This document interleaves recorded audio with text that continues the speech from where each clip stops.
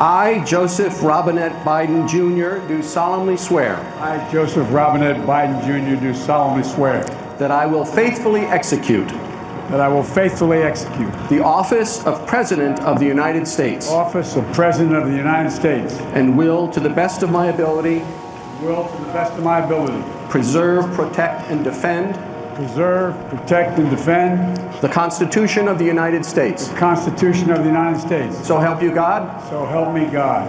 I, Kamala Davy Harris, do solemnly swear I, Kamala Davy Harris, do solemnly swear that I will support and defend the Constitution of the United States that I will support and defend the Constitution of the United States against all enemies, foreign and domestic, against all enemies, foreign and domestic, that I will bear true faith and allegiance to the same, that I will bear true faith and allegiance to the same, that I take this obligation freely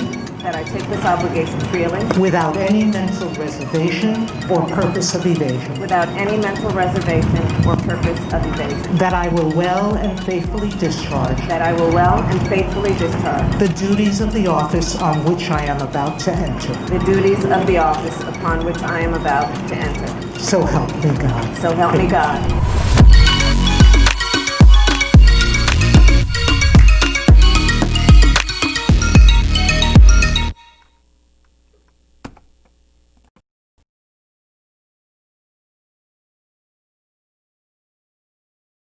Inauguration. The contrast between the incoming and outgoing presidents could not have been more stark. 4 years ago, Trump spoke of seemingly imaginary American carnage, which many pundits now attribute to a problem he created rather than something he attempted to solve. He also chose to only speak of the forgotten men and women and an admission that he was a president only for a slice of the country rather than the entirety of it. Today we saw the complete opposite of that, almost a positive to Trump's photo negative. Biden didn't shy away from the crises we currently are facing, referring to the dark winter. However, he also spoke of the greatness that awaits us if we can unite as a country. Unity was a core theme of his speech, touching on lies, but also touching on lies that sow division and the deep racial divisions being exploited by extremists. The biggest contrast, of course, was between Trump's forgotten men and women and Biden repeating, as he did on the campaign trail, that he would be a president for all Americans, not just those who voted for him. Now, whatever your opinion of Joe Biden, and provided it's grounded in facts, you're entitled to it. You must admit that he, at the very least, is a man who doesn't seek to profit off of or perpetuate division, even if at times certain policies may engender frustration in some of his political opponents. Now, with my thoughts out of the way, I'd like to bring in a special guest to talk about Joe Biden's inauguration, and that is a fellow student of Dominion High School, Malik. So everyone, please welcome Malik to Conversation. Hello, everybody. My name is... Hey, how are you doing? Sorry. Hey, I'm doing good. I'm doing pretty good. So right off the bat, my first question is, on the lower third, it mentions that you lean more conservative, although I know you definitely are not just a conservative and you don't like to define yourself by a single label. But in general, is that somewhere where you'd put yourself sort of more towards the right of the political spectrum just to make sure everything's accurate?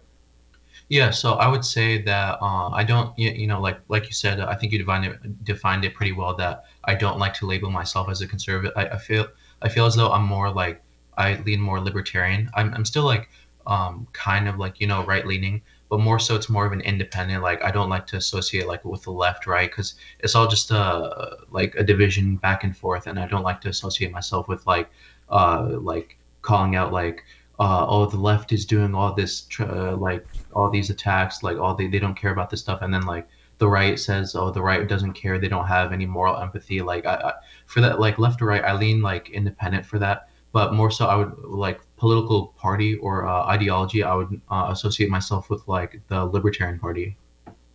Yeah. So first, would you say that you're someone who is more or less would you say you're someone who's more so ideologically opposed to some or the majority of Biden's policies?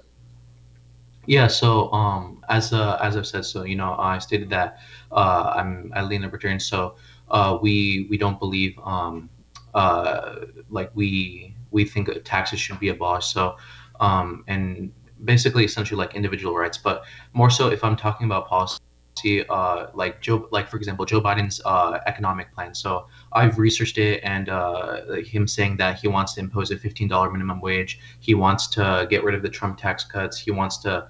He said he's not going to tax anyone who makes less than 400K, which like that sounds pretty good. Like in a maybe like in a fantasy land, but for that I have to disagree because that will like instantiate more unemployment, and it will lead to higher taxes. I don't like remember the specifics of like the study because it's been a long time since I've read the study which like opposed Biden's economic plan, but like essentially I just don't agree with his economic policy.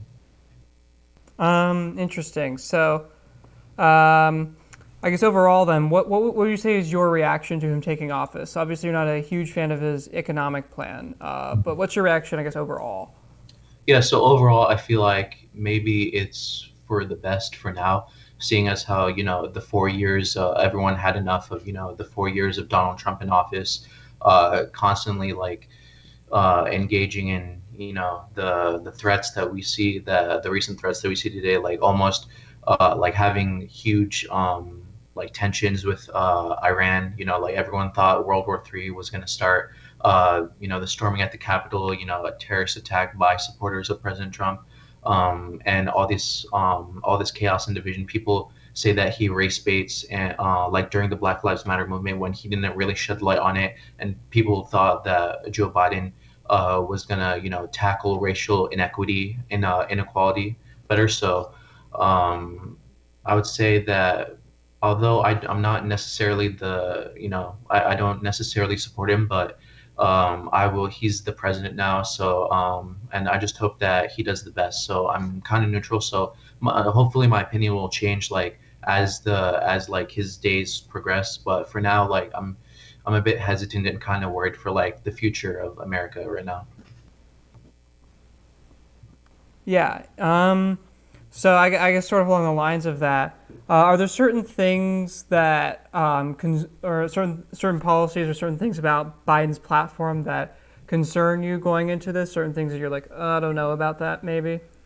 Yeah, yeah, sure. So besides the economic policy, which I have disagreements about, his healthcare policy, I feel like it could be. I'm not too. I still have to do more research, but I'm kind of skeptical about it since like he wants to expand on Obamacare, and I think we can all agree that Obamacare was not, the Affordable Care Act as it was like named. Premiums went up like substantially. People had to like struggle with high financial status. I believe you were taxed more if you didn't get health insurance under Obamacare. So I'm a little skeptical about like he said he wants to expand on it to like make the bring affordable healthcare to life. So I don't know what that's going to be like. I don't know if he's going to do universal healthcare like Hillary Clinton proposed back in 2016. Yeah, so that's kind of a skeptical policy for me. Interesting. And then on the flip side of that, are there certain things that you're more excited to see him address? Excited. Yeah, so I believe this is a mutual no, not policy, a mutual conflict that he's going to resolve like during his presidency, and I believe that it is the coronavirus. I've Joe Biden has openly stated out that he wants to get this virus out of the way as soon as possible. Seeing how with Trump, like even though he did take kind of precautionary measures like in the beginning, but um, it doesn't like really seem like he's addressed it too much. He has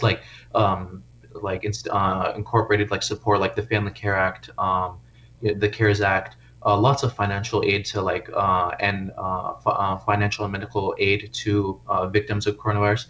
But and like with the vaccine, like with Operation Warp Speed, like you have to like you have to credit him for that. Like a vaccine in 9 months, it's like very impressive. But I just feel like Joe Biden will do a better plan, like his mask mandate for like the federal building, which I believe he signed today.